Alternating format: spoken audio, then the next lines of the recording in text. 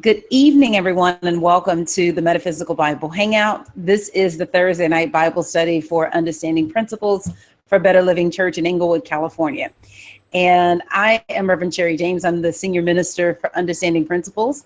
And tonight we have a powerful topic. We're going to talk about something that is near and dear to my heart, which is prayer letters.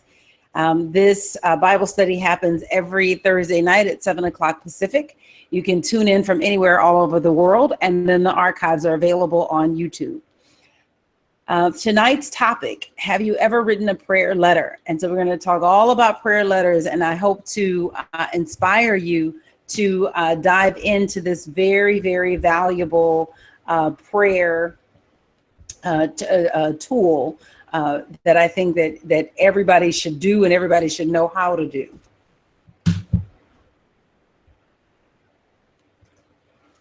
Our outline is pretty straightforward. I've got a couple of announcements. Then we'll get right to our opening prayer. We're going to talk about why prayer matters, whom to address in prayer letters, and how to write prayer letters, and then Q&A. What's your why? There's a book called Start With Why, Simon Sinek, and is the author, and I was very influenced by the book because what he said is that, people don't really buy what you do until they know why you do it. And so I thought that it is important that I share with you on a weekly basis as it unfolds for me, why the Bible Hangout, why every week, and why free. And this is something that we have been doing since September 2013, so literally 3 years. And the reason that it's important to me is I think that this is the most powerful information in the world. I think that knowing who you are spiritually it supersedes everything else. And I want to do my part to help people do that. And I know how to teach. I know how to share this information. I know how to use technology. And so I started doing this as an extension of my Bible class that I teach at Up Church. And then as part of my personal ministry, RevSherri.com. And then now being senior minister of Up Church, folding it back into Up Church and turning it into our Thursday night Bible study. But it's important to me that people have an avenue to know who they are spiritually, because once you know who you are spiritually, and I mean really know at a cellular level, it changes the game for you entirely. And so I think it's important. And that's why we make it available at Up Church on a weekly basis. It is free, but it does cost to produce it. And so if you hear something that moves you and you feel like this is some food that has fed you, would you consider making a donation? And a gift of any size is greatly appreciated. You can go right to RevSherri.com and make a gift. And I thank you in advance for any support that you decide to give. This series has 3 parts. There is always a blog that comes out on Thursdays, and then the Bible Hangout on Thursday nights. But we also have a new component, which is the mastermind group. And that group, one, has been growing. Every week we have new people. Shout out to Drew from Grand Rapids, our newest person. But it has been a powerful transformational experience. And what is most powerful about it is just being in the prayer energy, that even if you come in and don't necessarily have a prayer that you want to speak out loud, just being in the prayer energy is enough to shift your consciousness and shift in your life. And so many people come back and say, hey, I didn't ask anything and my prayer was answered even though I didn't even speak it aloud. So just being in that vibration is powerful, and so I just encourage you to join us. I think you'll love it, and that too is free. We are in the midst of a series at Up Church called How to Pray a Deeper Prayer, and our hashtag is Pray Ocean Deep. And the reason I love this series, prayer, obviously we've been doing prayer now since August, I think, or July, late July, is that it's the only avenue that you have for changing your consciousness. And what we're exploring at Up Church with this series is how to pray beneath the surface. And so I always liken it to, being in the ocean, that on the surface of the ocean, you can see some good stuff. You can see some whales, you can see some dolphins, maybe a couple sea lions, even some flying fish. You can see some nice things on the surface of the ocean. But it is only when you dare to dive beneath the ocean surface that you begin to touch and tap undiscovered kingdoms and literal kingdoms in the ocean. And I think of prayer in that same way, that praying on the surface, you can get some good stuff. You can pay your bills, you can get your body healed, you can have relationships restored, you can get a relationship. You can, you can turn your life around. You can get off drugs. You can lose weight. All these things are available on the surface of prayer. But if you want to get to that thing that is yours to bring forward, that has never been done before, then you're going to need to go beneath the surface of prayer. And that's what we call praying ocean deep, where you go beyond just getting your personal needs met, and you begin to bring forth that which is only yours to bring forth. Each one of us has at least one, but I believe more than one thing that we are meant to do that is it is a game changer for the planet, and that when done, it changes everything. We often talk about someone like a Roger Bannister. Before Roger Bannister, no one thought you could run a 4-minute mile. After Roger Bannister, you can't imagine someone not beating a 4-minute mile. In fact, you're slow if you run only a 4-minute mile. So each of us has that thing that we're meant to do that changes all of humanity. And it's not just one thing. It truly, if you open up, you can have it all. But there is that thing that we are meant to bring forward that is a game changer. And once we get past our personal requests, we can begin to open our hearts and minds for that deeper request that impacts the planet in a positive way. Not just for you, but blesses everybody entirely. And so that's what we're studying at Up Church right now, is how to pray a deeper prayer. How do you get to that, that part of you that is your specialness? That's what we're working on. I also want to let you know that our annual Worshiping in Color is it's on the way. And I encourage you to join us for a New Thought Revival. On Sunday, October 30th, we are going to throw down. Now, listen, I come from the South, and I come from those tent revivals when you go out and they dance for Jesus. Well, if you can imagine, there's like a New Thought version of that. We're going to do that. So this is definitely an event. If you want to travel to LA, you were planning to come down to LA, this is an event that's worth you making the trip to LA. And so I encourage you to join us for this New Thought Revival. Whatever you ask for in prayer with faith, you will receive. Matthew 21:22. This is the scripture that has been guiding us through this process. Whatever you ask for in prayer with faith, you will receive. And so let's just take a moment to relax and just be in the space of awareness of the one power and the one presence that is God. This energy and intelligence indwells each of us, looking for opportunities to press out of us into expression, looking for ways to share itself through us in expression. We open our hearts and our minds, God, to you. Come up through us to us in a brand new way. Deliver us from the things that keep us limited or locked, and put us on the path to self-mastery. I thank you because I know that every prayer I pray is heard and answered, and the answer is yes. And so I relax and I allow this prayer to be so. And that's how I'll let it be. In the name and nature of Jesus the Christ, we affirm that it is so. And so it is, and amen. So why prayer matters. One of the things that Hypatia Hasbrook, and she's the author of the book that we're using for this series, one of the things that she writes in the beginning of the chapter is that As positively as we may consciously think, speak, and act, we have challenges.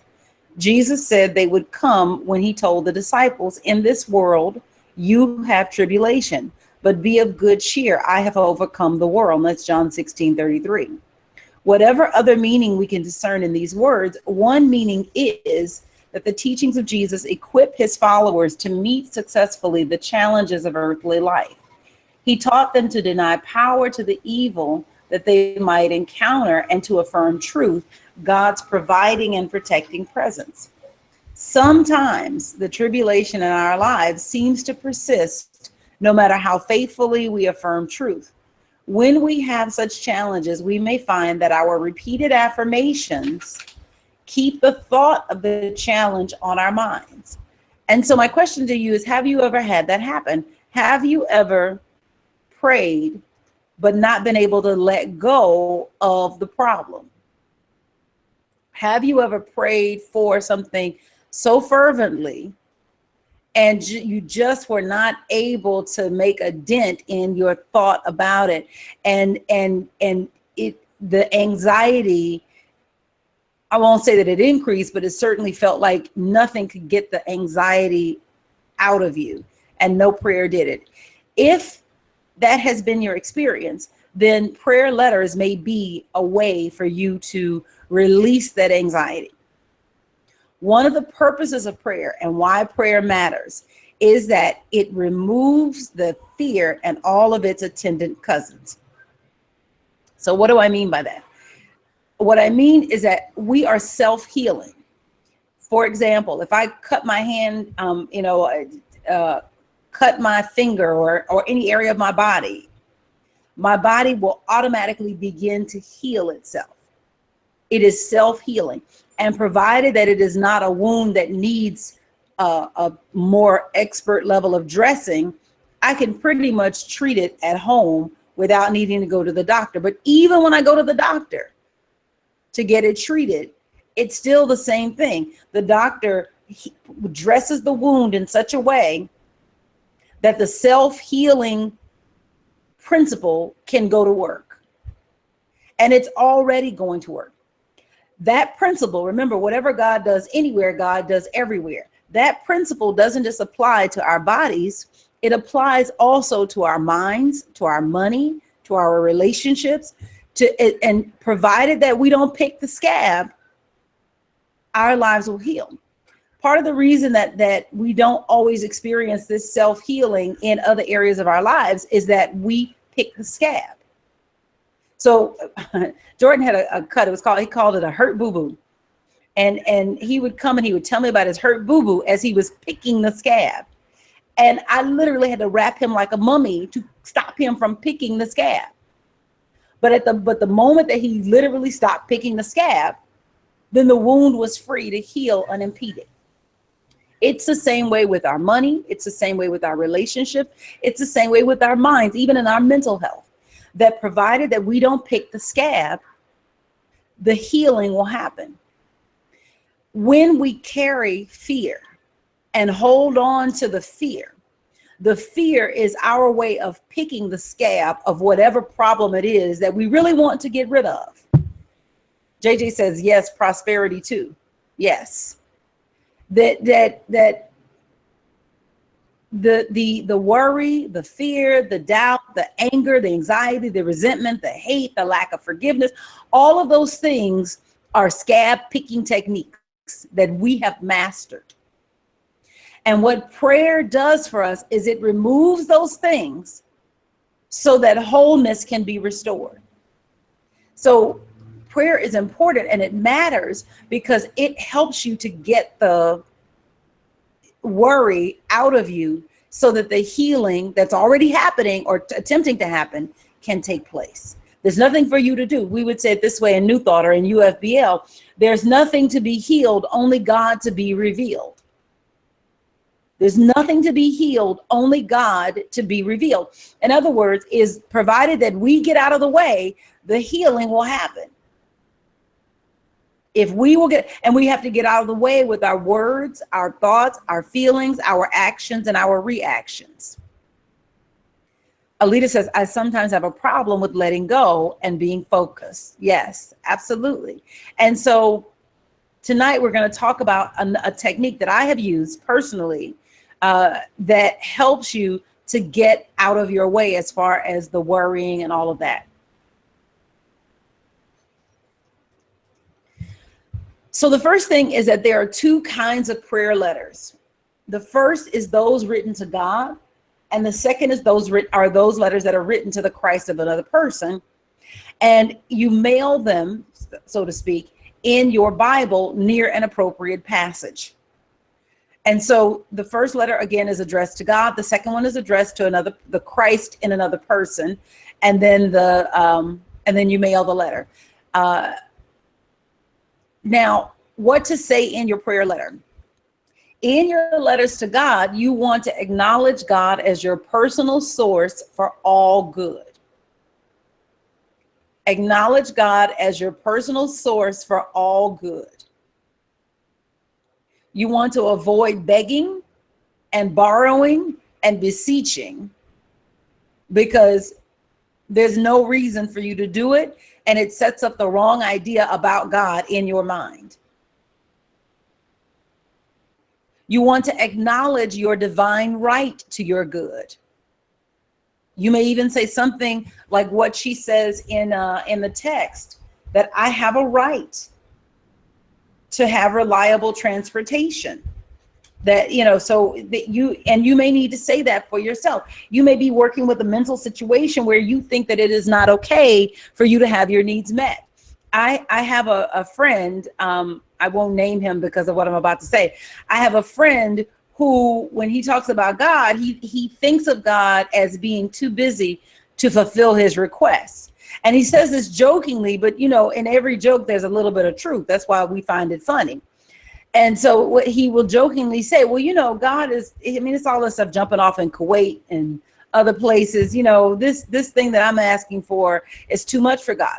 And that's part of his God concept, right? That's part of how he understands God. That's not who God is, but that's how he understands God. And so how he understands God is how he experiences God. And so his prayer requests don't get answered. One of the things that I always affirm is, I know you hear me when I pray. And I know every prayer I pray is answered. That's as much a truth for me as it is an affirmation, because my mind has to be conditioned to believe that I'm going to have what I'm asking for. Constance says some things said in jest are meant in earnest. Yeah. And I do believe that he felt that way. I do believe that he felt that way. I think he felt like God was too busy, or at least the God that he could believe in was too busy to handle the things that were, important to him. Constance asked, and does he think of God outside of himself? I would think so. I would definitely think so. I can't imagine he would think it would be a God inside of him that's too busy. I'm pretty certain he thinks of God as God outside of himself. Yvonne says, I've been praying for years to get out of the job I currently have, but that,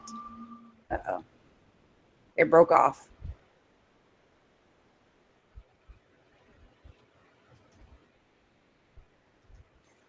So type it again, Yvonne, because it broke off at the end, whatever you were going to say after, but that.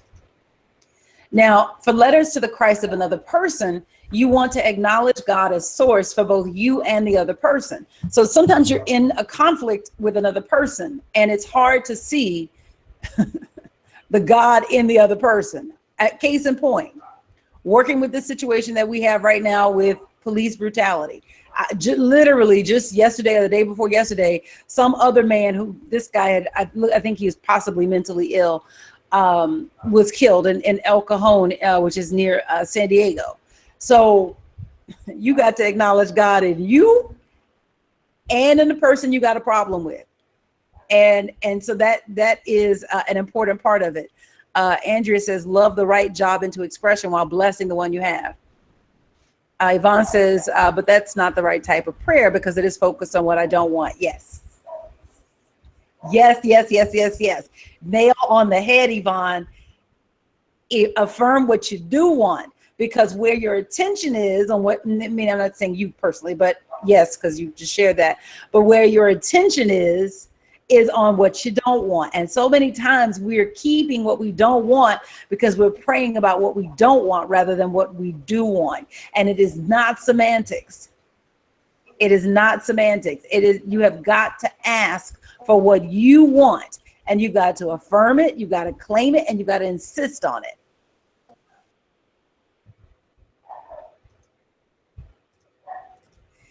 The other thing with writing a letter to the Christ and another person is the same thing. Avoid all begging, but in this case, avoid all blaming, right? If it's in your life, you're a part of it. If it's in your life, you're a part of. It's very easy to throw up your hands and say, I'm not. But guess what? Those whose life it's not in are not a part of it. So the blaming then is what is doesn't acknowledge the seed that I sowed to partake in this experience. Claim the divine solution. This is acknowledging that there is something right now. I don't have to wait one more hour, one more minute, one more second. That right now there is a divine solution to the problem that I face, and I can be helped. And I'm opening myself up as deeply as I can, God, for you to reveal to me whatever it is I need to think, feel, say, do, speak, or act. And that is part of that prayer letter, that I know that this is already resolved. I know that this conflict between me and whomever is already handled. And I am trusting that the divine right solution is coming through me to me right now. And if there is a part that I need to play in it, that I'm being shown what it is that I need to do. Divine mind knows and divine mind shows. Ray says, Reverend Sherri, in my testimony to you the other day, the cop I spoke about was an El Cajon policeman. Talk about irony. Wow. Yes. Constance says, ouch. Yes.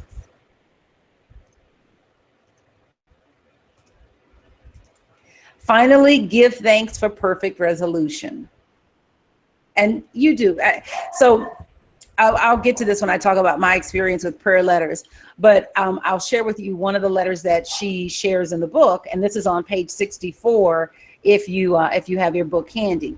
And what she says is that, dear God, you are the source of my supply, and you supply my every need. I know that what is mine by divine right is mine right now. As your child, I have the right to have reliable transportation so that I may fulfill my obligation as a worker, student, mother, and so forth, whatever it is that she was doing, and have the freedom to go places for wholesome recreation. The right vehicle at the right price and the funds to pay for it and maintain it properly are available to me at the right time and in the right way. Thank you, God, for guidance, inspiration, and your wise and loving provision for all my needs. Now, here's the thing. I don't believe in reinventing the wheel. You can literally lift that prayer. So Yvonne, if you're okay with it, I'll use the situation that you mentioned. Dear God, you are the source of my supply, and you supply my every need. I know that what is mine by divine right. What is mine by divine right is mine right now. As your child, I have the right to perfect work so that I may fulfill, or so that, okay, I have a right to perfect work so that I may fulfill my desire for satisfying work and have the freedom to earn my income in a way that is pleasing to me. The right job at the right salary and with the right whatever, right? So it's like you're rewriting it. Like literally you can just lift this up, rewrite it for whatever it is that you're asking for, and then you can create your prayer letter. It's like, don't reinvent the wheel, use what works. And this is something that you can use that works, that absolutely works. Assign your name to it. This is your prayer letter. Any questions on that?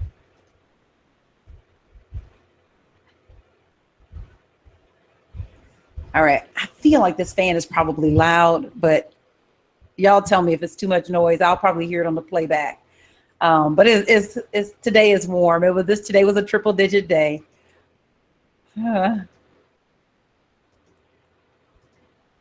All right, so she talks about 3 methods for prayer. 3 methods for writing your prayer letters. And if you're following along in the book, it starts on page 70. And in the first method, she talks about writing the letter. So there are 5 steps to it. You write the letter carefully, and you rewrite it until you capture your true desire. And then you read the letter aloud slowly and thoughtfully before bed, and you read it 3 times. And then you give thanks for answered prayer and place the folded letter near appropriate scripture. So let's say that you are writing about prosperity. Then you may place your letter near the 23rd Psalm. You know, or maybe you're asking for help in some kind of way, and you may place it near the 121st Psalm. I lift up my eyes to the hills, from whence cometh my help. You read the letter every night for 3 weeks, and at the end of 3 weeks, you burn it or leave it, but you do not reread it. So that's 5 steps. Write the letter, work with it until the language absolutely fits whatever is your true desire. Read it aloud, slowly, thoughtfully, before bed. Read it 3 times. You give thanks for answered prayer and place it near appropriate scripture. You read the letter every night in the same way that you did those 3 times, every night for 3 weeks. And at the end of 3 weeks, you burn it or leave it, and do not reread it. In the second method, method B, same thing. You write the letter, get the wording right. You read it aloud, same thing, those 3 times.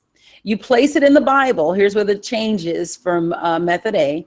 Place it in the Bible, but you don't reread it unless you feel strongly guided to do so. When you feel right about the matter, now this could come in 24 hours, it could come in 24 days, it could come in 24 months. When you feel right about the matter, whether or not the good has appeared, remove the letter and burn it, giving thanks for answered prayer. And the last method, you want to write the letter carefully, same thing, get the wording right. Read it aloud, same thing, 3 times, slowly, thoughtfully before bed. Place the letter in the Bible, giving thanks for answered prayer. And the next morning, take it out of the Bible and burn it and just give thanks that the matter is now in God's hand. So these are 3 different ways, and you just pick the one that works for you. You don't have to do all 3. You just pick the one that resonates for you, how you work it out. Any questions on those 3 methods?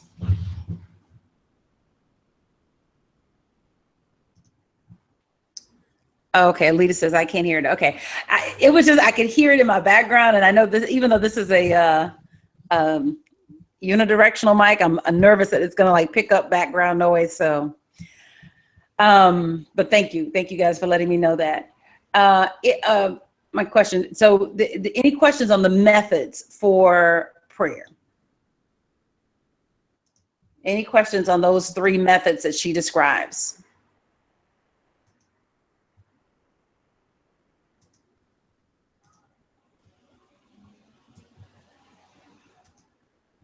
All right. So what I want to share next is the purpose of prayer letters. The purpose of prayer letters is that, well, the first thing to realize is that every problem you have is kept alive by your fear of it. Take a moment to work with that. Every problem, and I underlined it, put it in bold. I know I'm making a relatively bold statement, but I just need to go back. Every problem you have is supported by fear. Remove the fear and the problem cannot stand, period. Remove the fear and the problem cannot stand.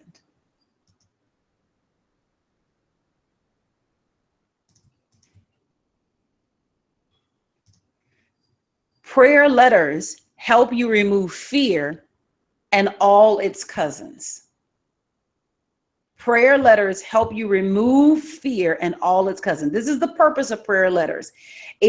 And remember what we said in the beginning about prayer, that and the the self-healing principle of your entire experience, that you are self-healing in every area of your life. There's no area of your life that's not self-healing. Your money is self-healing. Your relationships are self-healing. Your body is self-healing. Everything about you is self-healing. The only way for it not to be so is for you to, the only way for it not to be so is for you to pick the scab. So it isn't that you're not self-healing, but it is that you are picking the scab and interfering with the healing that is naturally trying to occur.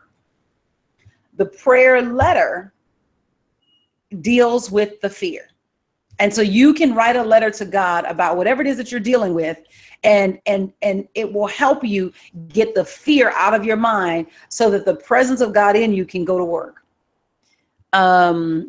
Alita says, can I write it twice, one in the journal? I like to use my journal to remind me of my answered prayers. Yes, absolutely. And I'm going to talk about that, because what I did differed entirely from what she talked about. I mean, she gives a method, but here's the thing. When I was doing my prayer letters, I didn't even know about this book. I didn't learn about this book until maybe a couple of years ago when Reverend Sherri chose it for one of our teachers to teach. And that was my first, and even then I hadn't read it. It was only in preparation for this class that I realized she had a chapter on prayer letters. My first introduction to prayer letters was through Catherine Ponder, Prospering Power of Love. So I had no awareness of this book or this suggested method or any of that. In the absence of fear, you are unstoppable. And I think you know this, but in the absence of fear, you are unstoppable. So if you think about it, prayer letters remove the fear. And in the absence of fear, you are unstoppable. So anything that you can do to remove the fear is worth your effort. And prayer letters are a way to permanently banish fear. You can have momentary experiences of banishing fear. I think we all have those. But to permanently banish fear is the work of prayer. To permanently banish fear and move into a state of fearlessness, not recklessness, because fearlessness and recklessness don't go together. Because in recklessness is a little bit of fear, right? Because you're living off of the adrenaline. But true fearlessness, right, that is of God, does not take unnecessary risks. But there's no hesitation in taking action. I am putting one foot in front of the other, and I am moving forward. I'm not slowing down. I'm not. That's it. I am moving at a deliberate pace, putting one foot in front of the other, moving with a deliberate nature. Kanisha says, I'm just logging in. Can you give the name of the book with the prayer letters? Yes. So this is the book that we're using for the class, Handbook of Positive Prayer. You can actually get it at our bookstore at Up Church. You can order it from Amazon, either one. And so this is the text. And the book that I mentioned before, where I first learned about prayer letters, was Catherine Ponder's Prospering Power of Love. It's on my shelf right now, but it's a little red book about this big, about 90 pages, Prospering Power of Love. And that was the first exposure that I had to prayer letters, or that there was any such thing. Andrea says, I love writing in the journal. I keep one with me always. I have several. Yes, me too. Me too. So I want to talk about how I use prayer letters, and this picture may seem odd, but I chose it because for me, it speaks to an inner fire. And so I had an epiphany working earlier this week with someone, and we were reading a passage out of Florence Scovel Shinn's The Game of Life and How to Play It. And the text said, this is what Shin says: man goes through many births and deaths until he knows the truth which sets him free. He is drawn back to the earth plane through unsatisfied desire to pay his karmic debts or to fulfill his destiny. And it really dawned on me that in this moment in my life, like where I am and what I'm doing and why I'm here, that I am here this time around to fulfill my destiny. That I'm done paying debts and that I'm here to fulfill my destiny. And part of my destiny is learning how to, and then doing it, open up so that through me, God may bring whatever it is that God wants to bring through me in the most elaborate, lavish way imaginable. And part of my assignment is helping other people to do the same. And so the reason I use the body that looks like it's on fire is that I am becoming more aware of this radiant inner body that literally is like a body on fire. That is, you know, when they talk about it's like fire shut up in my bones, that literally is like a radiant body that is more alive and more real to me than my own hands and my own feet. That it is the real reality. And my prayer letters were my first step in that direction. It was the first way that I learned to pray. And so every morning I would get up. And like I said, at the time I was reading Catherine Ponder's Prospering Power of Love. It was only 90 pages. And I was in a really emotionally dark place. And all of my relationships that basically were in the toilet, whether it was friendships, marriage, whatever, everything, they were all circling. Yeah. You know how they do those cleaning commercials and the little toilet bowl man circles the toilet. That's like all my relationships are just circling the toilet, just, you know, waiting to go down. And so I started writing these letters. It's the summer 2002, and I started writing these letters every morning. It started out as a letter to the Christ in the other person. And that was the only one, that was the only thing that I was aware of, was that I could write a letter to the Christ in the other person and I could address whatever it is that I needed to address. And over time, it occurred to me, you could write a letter to the Christ of your own being and get some stuff handled. And so I did, and then those evolved into what I came to think of as my letters to God. Now, what's funny is that I did not know about, I mean, I knew of, but I hadn't read Neil Donald Walsh's book, Conversations with God. As I had this idea, like, I'm going to tell a story about conversations with God, never knowing like the content of his book. And I never read backwards, right? I only wrote forwards. I have journals upon journals, and I would generally write from like 30 to 60 minutes, but sometimes I'd have a quick morning where I could only write for 10 minutes. So it just depended on the morning, but most times I was writing for about 30 to 60 minutes. It was a letter to God, and I was very clear that, you know, that I wouldn't beg, I wouldn't beseech, I wouldn't, you know, I was very clear on not dipping into a relationship with God that was like, I'm a worm of the dust. So that was, it was important to me to make sure that in my writing that how I related to God was reflected in my writing. And so I would just write, and it gave me relief, mainly, you know, from just the pressure of all the things that were changing in my world and all the sadness that I was feeling, all the frustration that I was feeling. And then I think it was probably 2006, you know, so much had happened. At that point, I had bought, you know, a couple of different properties, like all these great things that happened coming out of that. And I said, you know, and I knew a few prayers had been answered. And so I was like, you know, I should like transcribe these letters. And at the time I was working with Kim Yarbrough, she's my prayer partner. And then so I was talking with her about the book. I said, I should turn this into a book. And I started transcribing all of my prayer journals from 2002. It's 2006 now, so about 4 years of daily writings. And the first thing that hit me was the sheer magnitude of the number of prayers that I'd forgotten about, but that had been answered. It was just unbelievable. So that was the first thing. Then the second thing was the exactitude with the way that the prayers had been answered. And there was one where it got me entirely. I was in a relationship, and I knew I wanted to end the relationship. But in every other relationship that had been ended, it always ended bitterly. You know, nobody got along, nobody was friends, nobody talked to nobody, you know.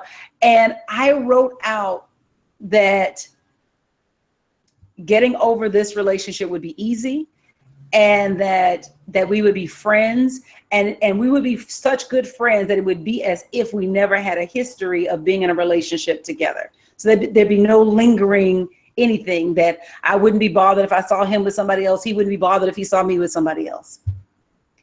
And so at the point that I'm transcribing the journal, I'm already out of that relationship. I had forgotten that I had prayed about that, forgotten. And when I came across that entry, the relationship that I have with this person is exactly to the letter the way that it appears in the journal.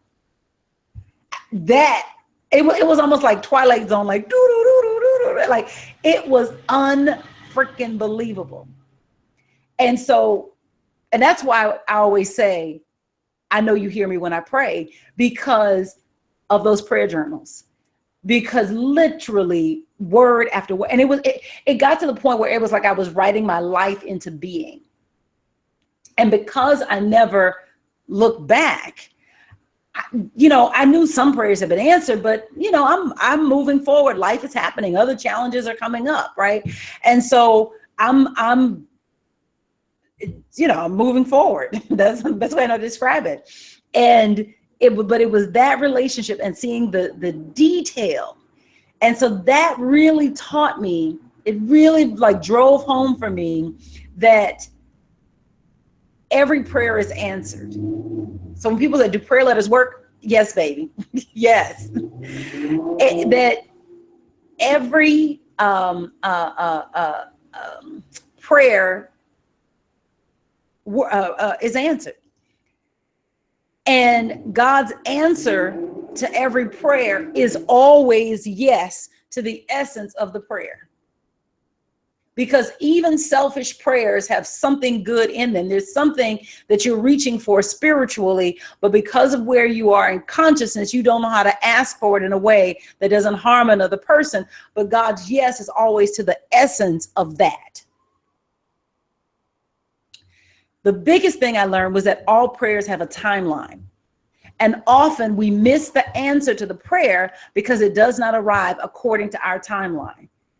And that was proof positive. In the moment that I'm praying some of these things, they were the most serious things in my life. And you know, it was like, if I don't have it now, you know, if it don't go down in this way at this time frame now. And so when it didn't happen, I was like, oh, I guess the answer to that prayer was no, and I kept moving or whatever. Or I just didn't think about it. Life happened and I moved on. But in going back over those journals, I got to see that every prayer is answered. Every prayer has a different timeline. Some prayers have 2-minute timelines. Some prayers have 30-minute timelines. Some have 30-day timelines. Some have 45-day timelines. Some have 2-year timelines. So you know, in fact, the prayer that I, you know, when I was praying to get out of this relationship, I started praying that prayer about the breakup of that relationship, to get out of that relationship, in about 2003, 2004. The relationship didn't end until January 2005. So prayers have different timelines. And a lot of times we forget what we prayed for. And then when it comes, we don't notice it because we're on to whatever is the next thing. But because I had these journals and because I didn't burn them, I didn't know about the burning part, but because I didn't burn them, I could go back and I could see all these prayers that were answered. And so that's why I know that all prayers are answered. And that's why I know that when people give short shrift to prayers, like, well, you just don't know. You don't know any better. You're just saying something because you think that it's what weak people do. But it's the strongest thing that you can do. And it's the best thing that you could do if you want a life that's worth living. Andrea says, I'm so glad you are answering the call to be all that God called you to be, and that you are helping others to do the same. Thank you for your holy boldness and answering that call. Thank you. Constance says, wow, we kind of forget our daily blessings and all those other prayers of blessings that we have received. Yes. Alita says, yes, that's why I like going back over my journals, especially when I can't think of anything to be thankful for. Yeah. Yeah. Yes. Yes. Yes. Yes. Yes. Yes.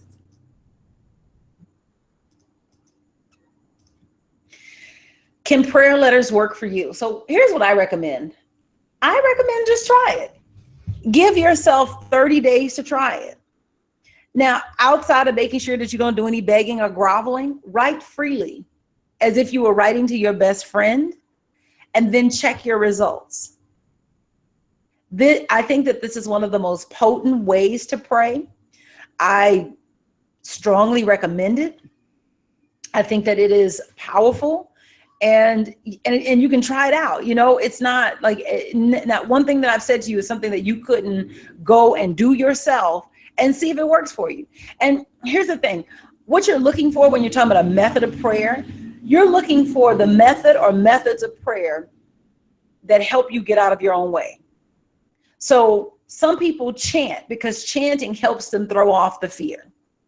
Some people sing because singing helps them throw off the fear. Some people dance because dancing helps them throw off the fear. I write because writing helps me throw off the fear. Once the fear is gone, then the self-healing nature of who I am at my core can work unimpeded.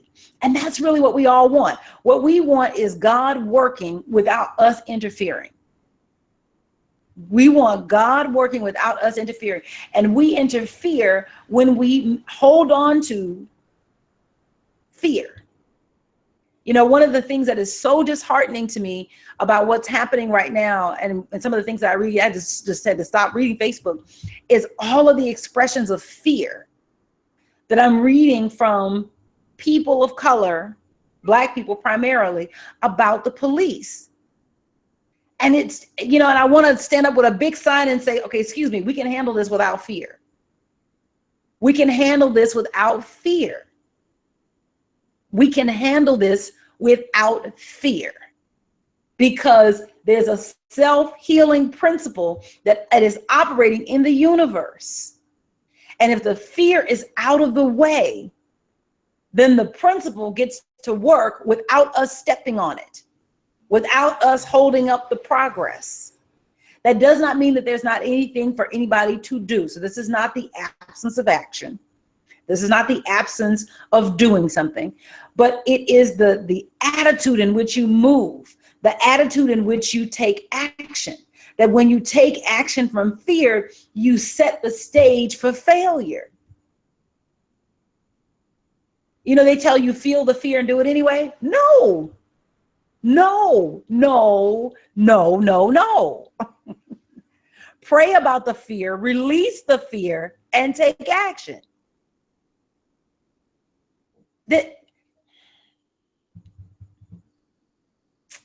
Anyway, let me keep going, get off the soapbox.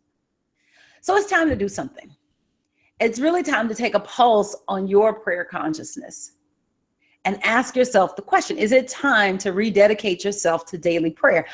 My hope with this series is that I have inspired you to double down on your daily prayer, to make it a non-negotiable. I think all of us get busy. You know, one of the things that challenges me is that when I get up, sometimes I get up in the morning and I can't get up before Jordan. And then that throws the entire morning routine off. And so, you know, and then I get him out to daycare, and then I've got to get back and get dressed. And, you know, so sometimes it is hard to set aside that time, depending on, you know, what may happen in your morning. I know you may have things like that too. You may not be dealing with a 2-year-old, but you may be dealing with something that is interfering with your ability to keep a morning schedule or an evening schedule, whatever it is, whatever you're working with. And so I'm asking you to challenge yourself, because it's worth it, but challenge yourself to keep that daily discipline of prayer, to make it a non-negotiable thing that must happen, and it should feel good. Now, it's just not sitting down and you're tense, like, I gotta pray, I gotta pray, I gotta pray. You know, this is very much praying easy, right? But you know, rededicating yourself, committing to that daily practice of daily prayer. And then, would you be willing to try prayer journaling for 30 days? And, you may have done prayer journaling, but if you haven't, would you be willing to try it for 30 days? Just see if it works. Get a journal, get one with only 30 pages. So you're definitely sure not to go over 30 days. And you don't have to ever write more than one page, and journal pages are short. So, would you be willing to try prayer journaling for 30 days? And then if you've tried prayer journaling or writing letters to God before, could you leave me a comment on the YouTube video for this lesson and let me know how that worked for you? People read the comments, meaning not just me. And so you never know who that's going to help. Questions?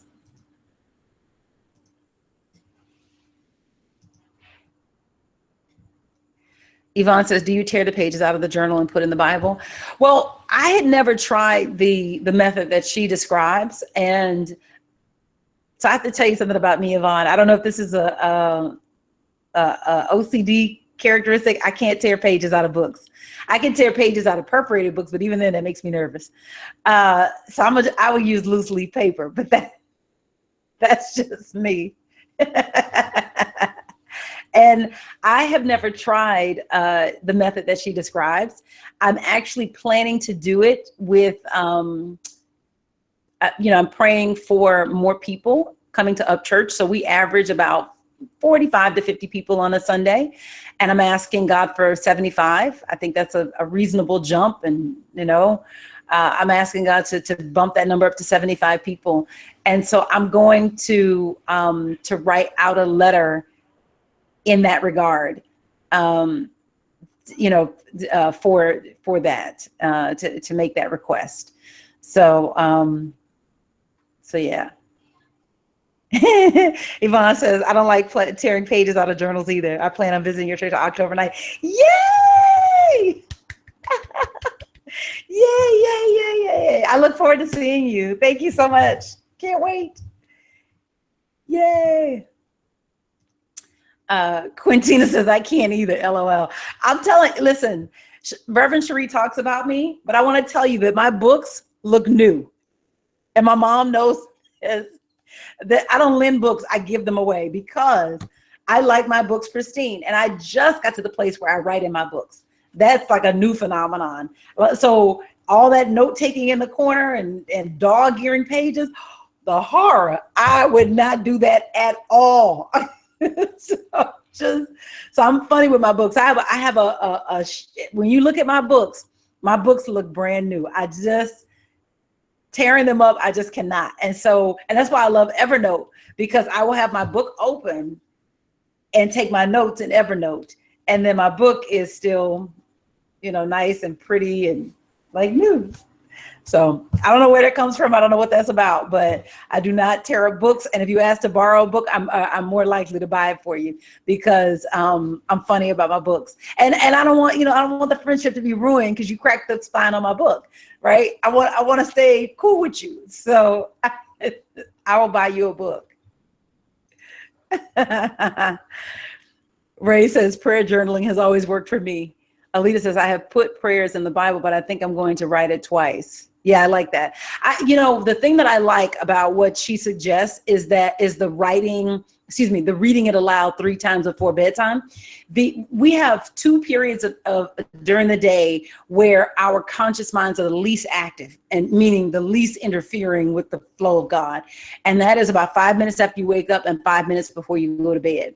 And if you go back and you read Wallace Wattles or Think and Grow Rich, Napoleon Hill, or Robert Collier, The Secret of the Ages, or any Fillmore, whatever, they all talk about that magic time. Neville Goddard, they always talk about that magic time. And so if you're programming your subconscious mind, the best time to do it is in those 5-minute periods. And so that's why I was actually intrigued when I read that about the, reading it 3 times before you go to bed, because that at that moment before you go to bed, your subconscious mind is the most receptive and your conscious mind is the least active. And at that point, you can say something to your mind that programs your mind. This is why you shouldn't fall asleep with the TV on or listening to something not good for you, because all that stuff is getting in your mind. And those 5 minutes before you go to bed are priceless. So that's why I was really intrigued by that. And I'm gonna, that's something I'm gonna, for the thing that we're asking for more people.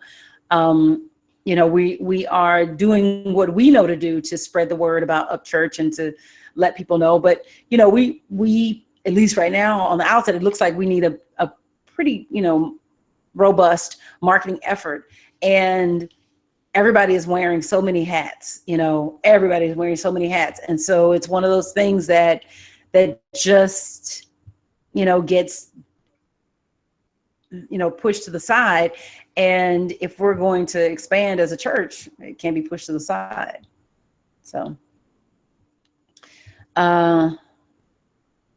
Constance says, I go to sleep with my headphones listening to various meditations or Abraham, Dr. Joe Dispenza, Proctor, and Universal Mind, etc. Yeah. Charles Taylor, Reverend Charles Taylor at UTC tells me that he does that. He talked about something. He said there's some affirmations that you can get via audible.com, and he goes to sleep listening to those. So, when you get into this, what you really find out is that you have to work with your mind on a continual basis, meaning that you are constantly feeding your mind good stuff all day long. Now, one of the things that I do is that I have my prayer time in the morning. Depending on how Jordan wakes up, it might be prayer, then Jordan. It might be Jordan, then prayer. The other thing is that I do, I listen to audiobooks on the way to work. And so I have I just finished Titan, which is Rockefeller's, the Rockefeller Seniors bio, which is phenomenal. So that, I listen to that. And because I'm usually studying some wealthy person, want to understand wealth. And then while I'm at work, I generally will play like some kind of ambient sound, like, jungle sounds or things like that, that are peaceful, that help me to focus. On the way home, I do not look at them, so do not worry, but I'm playing probably like some YouTube video from like Earl Nightingale or Brendan Burchard or Brian Johnson or Eric Thomas, or, you name it. I'm constantly in this like feeding process. And then of course for my work, I'm always reading stuff that's just part of, developing me. Andrea says, I go to sleep listening to meditation and affirmations too. I also like to listen to more vigorous ones upon awakening. I have one with African drums that I love. Ooh, you got to send that. Send that to me. That sounds exciting. Oh, thank you, Eve. Eve says, superb teaching as always. Yay, yay, yay, yay, yay, yay. Thank you, God, for increase. Actually, I have to tell you, so with the prayer group, mastermind prayer group, 2 weeks ago now, so not yesterday, but last Wednesday, I prayed for an increase in the number of people coming into Up Church. And on Sunday, this couple came in and a couple other people, but the couple came up and talked to us afterwards. And so she was just sharing like, her interest in metaphysics. And I was like, these are the kind of people that need to be here, that want this kind of like spiritual community where we're all supporting each other in the unfolding of our greatness. Like that just is awesome. So prayer answered. So it, I certainly am putting it in prayer, but I am also knowing that I want to support it with the consciousness. I want to support it with the consciousness that brings people in. So. Any other questions? I cannot believe I finished on time. That is remarkable. And I'm thanking God for that. Any other questions?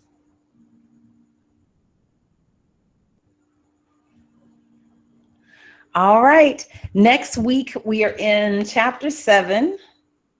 And the chapter is called An Active Denial, chapter 7, and that is page 73. Thank you. JJ says, much to mull. Constance, thank you for your excellence. Thank you guys. Thank you so much.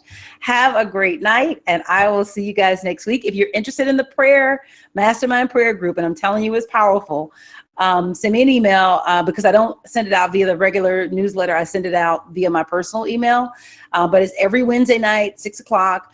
And it's just been incredible. So definitely encourage you to be a part of it. Thank you guys. Oh, hey, guys, good to see you. Good to have you here. All right. Thank you guys. Have a great night.